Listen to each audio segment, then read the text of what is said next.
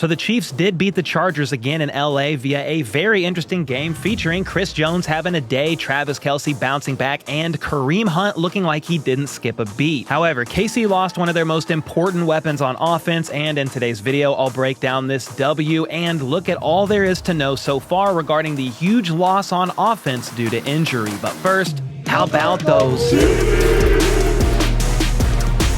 All right, well, the Chiefs faced off against a rather banged-up Chargers team, and while people will use that to discredit this Chiefs win, I mean, these toddlers will do anything to discredit a Chiefs win, but people should really be asking the obvious question. Why are the Chargers this banged up year in and year out, especially this early on? The excuse always is, just wait until we get healthy, but we've been waiting for a healthy Chargers team for like 84 years, and it hasn't happened. Jokes aside, Justin Herbert did have a banged-up ankle and was without his starting left and right tackle, so not easy on the offensive side of the ball. Then on defense, Joey Bosa was out due to a hip injury, I believe, and safety Derwin James was suspended. So LA was definitely not at full strength, but neither were the Chiefs, especially on offense, and I'll get more into that in a moment because, yeah, the Chiefs suffered yet another huge, major, terrible injury on offense after already losing Hollywood Brown for the season, at least most of the season, and Isaiah Pacheco is also out for around 6 weeks or so. So let's get into it. KC started out with the football, and all you needed in this game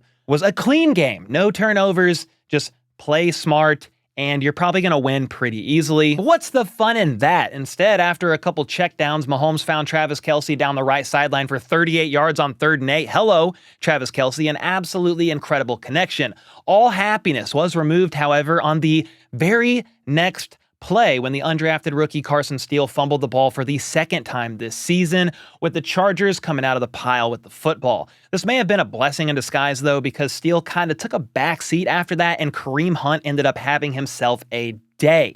Now, it looked like the Chargers were trying to have a day themselves when they turned this Carson Steele fumble into a 10-play, 74-yard drive that featured multiple snags by Ladd McConkey, J.K. Dobbins gouging up the middle for 12 more, a 22-yard pickup by tight end Will Dissly via a well-executed screen, and McConkey again ended the drive by making a very impressive catch for the score. I mean, I don't even know how he caught that, but hats off to him for that. A couple of defensive notes here on the opening drive. Drew Tranquill is known as a coverage linebacker, but has had a bit of a slow start to the season in coverage. You can see one missed tackle from here on a Ladd McConkey catch up the right sideline. And believe it or not, but Drew actually has the worst coverage grade on the entire defense right now per PFF. The grades don't mean that much to me, but it is the lowest grade on the team by quite a big margin, and he's also given up 12 receptions on 13 targets for 118 yards and a touchdown. For comparison's sake, Nick Bolton has similar stats allowed, 10 catches on 13 targets for 85 yards allowed, but Bolton's strength isn't as a coverage linebacker, and we all know that. The second note on the Chiefs defense here is that they've consistently struggled early in games, allowing a score on their opponent's opening drive in all 4 games so far. They adjust well, and we will see that in this game. They went absolutely insane. Hats off to Spags, but it is something worth noting. Anyway, with that McConkey score, the Chiefs trailed by 7, but no problem because it's still very early on in this game, and they have both Travis Kelce and Rashee Rice. Their absolute weapon right now on offense, but not anymore because on the Chiefs' very next offensive play, disaster struck. Mahomes overthrew Travis Kelce on 1st down, and that led to an INT that Andy Reid said today in his presser. The Reid probably should have gone to Xavier Worthy, who was deeper, running like a clear-out route, but the safety instead went to Kelce, and that resulted in an INT by Fulton, who made a nice play on the ball, but Mahomes overthrew Kelce, and then he weaved his way down the sideline, and Patrick Mahomes ended up colliding into Rashee Rice's leg. He was trying to stop Fulton using his shoulder to do it, but he instead friendly fired right into Rice's knee or leg, upper leg, hyperextending his knee, and that led to Rice not being able to put any weight on that leg, and he had to be carted out, visibly distraught when he was getting carted out, by the way. And this was just a devastating play where Mahomes not only threw his 5th INT of the season, but also took out his wide receiver 1 in Rashee Rice in the process. Of course, it was an accident, but Mahomes said after the game, if he didn't throw that pick, Rice wouldn't have gotten injured. A very freak accident, but it is a rather unfortunate one. I'm going to touch more on Rice's injury later because, trust me, it's bad news, and KC will likely look to make a move for a wide receiver by the trade deadline. At least I would think so, but this is a slight cause for concern here with Patrick Mahomes and these interceptions. He's tied for the second most interceptions in the league at 5, with Will Levis only trailing behind Anthony Richardson, who has 6. It's a trend we've seen continue here for Mahomes, carrying over from the 2023 season where he had a career-high 14 INTs. I'm not freaking out, not hitting the panic button or anything like that, but Mahomes looks unsettled out there. He even scrambled out of the pocket, a clean pocket, multiple times in this game, looked a little flustered, maybe like he was seeing ghosts, and has made at least one of these costly INTs every game so far this season.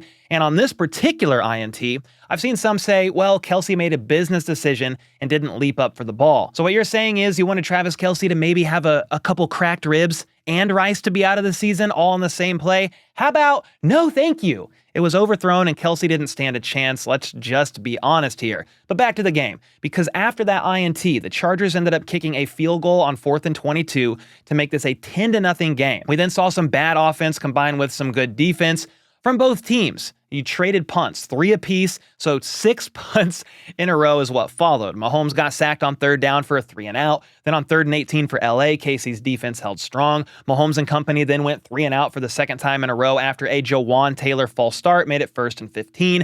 Kareem Hunt had a 9-yard carry, a foreshadow of good things to come for him. But on 3rd and 2, Skyy Moore, who was in for Rashee Rice, let a pass go right through his mitts, a pass that was easily catchable and would have moved the chains. I mean, look, I understand the Chiefs coaching staff likes the kid. I had him making the 53-man roster because all signs pointed to him making the roster. But enough is enough. Cement his ass to the bench and let's move on, please. Or trade the guy in exchange for Amari Cooper or somebody else, for the love of God. And before I get to the next segment of this video, I did want to shout out a couple ways you can support the channel via some HBTC coffee of Benchwarmer Brew, a smooth medium roast with origins of Mexico and Ethiopia, or you can check out the HBTC merch store. We're updating stuff all the time. We've got a new shirt honoring the X Factor Xavier Worthy, let's freaking go, and other stuff that's going to get updated. Again, those are a couple ways you can support the channel. And with that, let's get back to the video. Anyway, a great Matt Araiza punt backed LA up near their own end zone, and the defense held strong on 3rd and 1, stuffing Dobbins like a Thanksgiving turkey. Kelce caught another pass for 8 yards or so, and Hunt moved the chains on 3rd and 1. Then Pirine moved the chains again on 3rd and 3, but Mahomes was sacked on 3rd and 9 with a free rusher quickly getting home. The 3rd sack of the day on Mahomes, by the way. Matt Araiza then had yet another great punt, with it being downed at the 1-yard line. McDuffie blitzed on 3rd down and was this close to a safety to force LA's 3rd punt in a row. In fact, after the opening 2 drives, Spags and company really started to heat up, and thankfully, so did the Chiefs offense on this next drive that only took 8 seconds off the clock, and that was due to a 54-yard strike from Patrick Mahomes to Xavier Worthy, who cooked everybody for a touchdown, an electric play that jolted life back into Kansas City. And believe it or not, but that was Mahomes' first 50-plus yard touchdown since December of 2022. That was a 30-game drought. On top of that, this was actually Mahomes' longest completion by air distance of his career, according to Next Gen Stats, which is pretty surprising considering the long bombs he's had with Tyreek Hill over the years, but it's true. A positive sign, fingers crossed, of things to come with the ever so quick Xavier Worthy, the X factor now on offense with Rice injured. Jalen Watson then almost had a gimme INT. Nick Bolton blew up the next play, and Chris Jones bear hugged Justin Herbert on 3rd down. And Chris Jones was a game wrecker in this one, lining up outside to take advantage of the fact that the Chargers had backup tackles in this game. Another tackle in Jawan Taylor got flagged again on the next drive, this time for a hold, but Travis Kelce got open for 18 yards on 3rd down. Pirine converted on the next 3rd down, and the half ended with Harrison Butker attempting a 65-yarder, but he came up just short. Close, but no cigar. That left it 10-7 at the half, with the Chiefs trailing by 3. The Chargers then copied Butker, and Dicker, the kicker, missed a 55-yard attempt after Ladd McConkey had a big gain to move them into field goal range. Jamari Connor got on that play, with Herbert throwing a strike for 38 yards via an RPO. Thankfully, that drive resulted in 0 points, though, and the Chiefs then marched down the field on their next drive. They used Kareem Hunt several times on the ground. Jawan Taylor, though, got hit with another flag. It was a false start, but Xavier Worthy made an awesome diving catch to move the chains on 3rd and 1. Justin Watson then had this solid snag on 3rd down for 17 yards that held up after a challenge by the Chargers. Mahomes scrambled left and sidearmed it to his trusty 3rd down target for a solid connect. The next 3rd down, though, the pocket collapsed and Andy Reid opted to kick a field goal on 4th and 1 from the 19-yard line to tie the game at 10 apiece. It's conservative, but hey, the Chiefs win these close games and every point seems to matter. And you want to talk about a team that bends but refuses to break? Well, that's the Chiefs, specifically on the defensive side of the ball. Joshua Palmer caught a pass for 26 yards to get LA past midfield. Then on 3rd and 6, Palmer did it again to move the chains. Herbert did it again on 3rd and 9 to Quentin Johnston this time, though, with McDuffie draped on him in tight coverage. Palmer was just short on this one, though, on 3rd and 5 near the goal line, and that led LA to go for it on 4th and 1. Well, Chris Jones completely blew this play up, forcing Herbert to his left, and FAU lit him up as he basically threw this ball away. That forced a turnover on downs at the 3-yard line at the start of the 4th quarter. Kareem Hunt had a few solid runs as KC got out of the danger zone. Mahomes did some work as well with his legs, but a Noah Gray holding created a deficit that they were not able to overcome, even though Mahomes threaded a perfect pass. This was a great pass to Kelsey for 11 yards. They couldn't connect on the next play, though, as Mahomes scrambled right, and Matt Araiza had to punt for the 4th time on the day. Turk Wharton then blew up back-to-back plays. Truly an incredible effort from Wharton on this series, and that forced another Chargers 3 and out, and this time, KC would respond accordingly on offense. Noah Gray helped start things off for a 29-yard catch and run, with Mahomes stepping up and Jared Wiley helping in pass pro to give Mahomes just enough time to get this one done. Kareem Hunt then helped march them up near the goal line after a couple nice runs and then catching a shovel pass off a fake-worthy reverse to get them right near the goal line. P. Ryan then fought for the score, with Trey Smith helping to shove this man across the goal line. KC went 60 yards in just around 2 minutes to bring them up 17-10, with 6 minutes to go in the game, and even though J.K. Dobbins helped get them near midfield, Tranquil nearly got home to Herbert on this play, blowing up a tight end screen, and then on 3rd and 11, Spags sent the house and Chris Jones ended up getting home again when it mattered most. His 2nd sack on the day, and that is far from the last play he impacted on and off all game long. You're not going to see every play that Chris Jones quote-unquote makes on the stat sheet, but this man was an absolute problem and arguably the most important player on the team, for sure the most important player on the defense.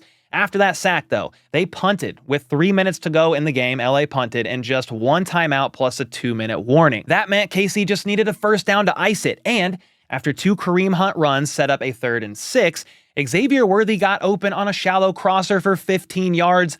1st down, Kansas City, a redemptive play for him after confusion via a similar play going the opposite direction last week on 3rd down resulted in miscommunication and an incompletion. Chiefs offense then had to punt. Well, not this time. That moved the chains, and the result was yet another Chiefs W. 4-0, baby. This is now the 11th time in a row the Chiefs have beat LA on the road, and KC is now the only remaining undefeated team in the AFC after the Bills got curb stomped by the Ravens last night on Sunday Night Football. If you look at the AFC West, the Chargers, Raiders, and Broncos are all 2-2, and that gives the Chiefs a multiple game lead in the division, but they paid a hefty price in this game via Rashee Rice. I'm going to get to that in a second, but real quick, I got to give some props and praise to several standout performances from this game. For starters, Kareem Hunt carried the ball 14 times for 69 nice yards, averaging 4.9 yards per carry, which is more than you could have asked or expected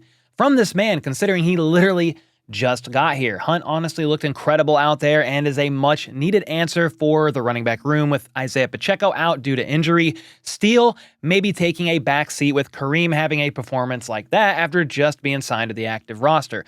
I also thought Travis Kelce would have a bounce back game against the Chargers, and lo and behold, he definitely did. This was probably helped a bit by the fact that Rice got injured very early on in this game, but 7 receptions on 9 targets for 89 yards is a pretty solid day. That's a connection that will hopefully continue as Kelce will sadly need to be leaned heavily upon once again. Then, shout out to Wanye Morris. I mean, he didn't have a fantastic game, but he held it down at the left tackle spot. Again, wasn't perfect, but was going against Khalil Mack on plenty of snaps and did a serviceable job. I don't think the answer is set in stone for the blind side of Patrick Mahomes or anything like that by any means, but he did a decent job out there, all things considered, giving up 2 pressures on 34 pass blocking reps, according to PFF. I also thought the Chiefs were much better on third downs, 9 for 16 on the day, which is a conversion rate of 56%. And heading into this game, they were 21st in the NFL on third downs. It was like 37% or something, but now have moved themselves up, tied for 11th with the Buccaneers. Then, of course, I got to shout out the rookie, Xavier Worthy, who only caught 3 passes, but all 3 were great ones. The touchdown strike for 54 yards, the diving catch on 3rd and 1, and the final catch to ice the game. All of them clutch. Noah Gray was next on the list in receiving yards, catching 4 for 40. That I believe could have been closer to 5 for 58, if not for a catch that was negated by a penalty. Then on special teams, once again, you got to shout out Matt Ariza. This man had 4 punts on the day, averaging 50 yards a pop. But the key for me was all 4 were downed inside the 20, 2 of them inside the 10. He's really helped flip the field on nearly every single punt this season, and you can't ask for much more than that out of your punter. For the defense, they held J.K. Dobbins to just 32 yards on 14 carries. Coming into the game, he averaged 7.4 yards per carry, which leads the NFL by quite a bit. And yesterday, he averaged just 2.3 yards per carry. The Chiefs' run defense is continuing to shut down opponents' RB1s week after week after week. Then outside of the first 2 drives for the Chargers, where the Chiefs had short fields due to turnovers and the defense allowed a touchdown and a field goal, they didn't allow any more points the rest of the entire game. And if you hold your opponent to 10, most times that's going to result in a W, and Coach Spags has been coaching out of his mind. Jalen Watson also had a great game, being the highest graded Chiefs player on the team. Turk Wharton and George Karlaftis racked up some QB pressures, and Chris Jones wrecked this game in very key instances per usual and other ways that didn't show up on the stat sheet. All in all, the Chiefs are 4-4 and take on the Saints on Monday Night Football with a real chance of potentially being able to go 5-0 heading into their Week 6 bye. Now, it's no easy task considering Rashee Rice is feared to have suffered a season-ending injury in yesterday's game. Andy Reid said before halftime that while he didn't have details on Rice's knee, things didn't appear to be good. Afterwards, Adam Schefter, Ian Rappaport, among others, shared that the fear is Rice tore his ACL, with Big Red saying after the game that he's not expecting the news they want, which ideally would mean they don't want a season-ending injury, and it's possibly going to end up that way. And during his presser earlier today, he actually didn't give any more details on the extent of the injury, saying they are still running tests and waiting to know more. And around 4 p.m. Central, Joshua Brisco of Sports Illustrated dropped an article with a little bit of an update, taking a quote of Adam Schefter, who appeared on NFL Live, and this is what he had to say. Here's what we know right now. We do know that Rice is going to miss an extended period of time. We do not yet know that the ACL is torn. He's continuing to go through testing, and there's not been confirmation that it is torn, as the Chiefs feared in the post-game locker room after they beat the Chargers. Again, it's gonna be a bad knee injury, but they're hoping that it's not as bad as they feared. He's still going through testing. Well, hopefully it's not as bad as initially thought after all, and hopefully we find out today. If we do, I will definitely let you know before I export this video. Here's all the updates that we have before I hit export. It's 5:50 p.m. Central, 5:30 p.m. Ian Rappaport basically said the Chiefs are still gathering materials and are continuing to get tests as they figure out exactly what is going on, but regardless, Rice is out indefinitely. They're not expecting good news here. And then Josina Anderson actually said, quote, "I'm told Chiefs wide receiver Rashee Rice is seeking at least a second opinion on his injury to gather additional information per source. Potential windows for surgery have also been discussed at this time." So there you go. He's seeking multiple opinions, looking at potentially a surgery timeline and a window to do all that. It's not looking good. He's probably out for quite a while, but we will not know exactly what is going on. It sounds like at least for another day or so, but as soon as we get an update, I will definitely let you guys know. But with that being said, and while we await the news, the question is, what are the Chiefs going to do in the wide receiver room depending on the severity of this injury from Rashee Rice? Are you going to trade for somebody before the deadline? What are you going to do? The room right now looks like Xavier Worthy, Juju Smith-Schuster, Justin Watson, Mecole Hardman, and Skyy Moore. Then on the practice squad, you've got Justin Ross, Nico Remigio, and Montrell Washington. I imagine the goal would be to get Juju Smith-Schuster much more involved. He can fill in the Rice role for sure. He is not Rice, but he can fill in some of that role. And on top of that, Worthy will also probably see his role increase. But outside of those two, and Justin Watson, there's some real concern in that room. That's why many surmise the Chiefs could opt to make a trade for a receiver. The 33rd team listed 6 potential guys here in this graphic. Not all of them you would trade for. Some are free agents, but honestly, Amari Cooper makes some sense here if you want to trade for somebody. He's on the last year of his deal and would cost between $600K and $1 million, or like $1.2 million, plus whatever trade capital you'd have to give up for him. Honestly, he's not the perfect solution here, but there's no real perfect answer in this situation when you're looking at getting somebody in the middle of the season. Then you would potentially have to give up that 2025 third-round pick that you got out of the Snead trade, whether it's for Amari Cooper or somebody else. Either way, you probably got to get someone before the deadline that's affordable, like Amari Cooper. Make it work in-house is another option. I don't love that option. Or maybe you bring in somebody that's already familiar with the system, similar to what they just did with Kareem Hunt. Byron Pringle is a free agent. You could probably trade for Demarcus Robinson from the Rams. He knows the system. The Rams are 1-3, like the Browns. And then I might as well mention that MVS was here very recently. He's now with the Bills, so I don't think that's the likely trade to happen, but you can't rule that out completely at this point in time. I've also seen the name Deontay Johnson tossed around, a guy who's on the last year of his contract with the Panthers. I like that one. He's having some recent success there in Carolina. He had 8 catches for 122 yards and a touchdown against the Raiders a couple weeks ago, and this week had 7 catches for 83 yards and a score against the Bengals. Let's just say this. There are some options out there, but at the end of the day, it takes 2 to tango if you're looking for a trade, and right now your guess is as good as mine as to what ends up happening. I'm sure Brett Veach is on the phone right now as we speak, but with that being said, let me know what you think the Chiefs should do given the circumstances. And until next time, let's go. Let's freaking go. How about those?